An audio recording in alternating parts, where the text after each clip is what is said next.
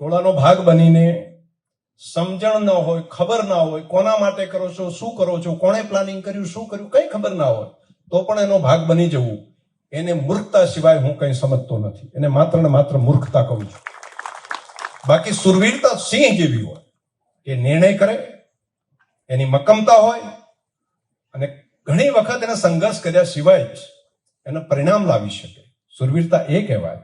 સુરવીરતા ટોળાનો ભાગ બની જવું અને કોઈને નુકસાન કરવું એ કોઈ સુરવીરતા નથી હોતી. એ તો કાયરતા હોય છે, પલાયનવાદ હોય છે. નવી પેઢી માટે મારો એક આ સંદેશો પણ બધાની વચ્ચે હતો અને આ પેઢી તમને હું જે મારો આ સંદેશો છે, આવનારા સમયમાં તમને કેટલાકને મહિને ખબર પડે, કેટલાકને 2 મહિને પડે, કેટલાકને 4 મહિને પડે, કેટલાકને 12 મહિને પડે છે. જેટલાને વહેલી ખબર પડે એટલું સારું. એટલે મેં મારું કર્તવ્ય બજાવ્યું. આ જ પ્રકારની તમામ અપડેટ જોવા માટે ન્યૂઝરૂમ ગુજરાતને લાઇક, શેર અને સબસ્ક્રાઇબ કરવાનું ભૂલતા નહીં.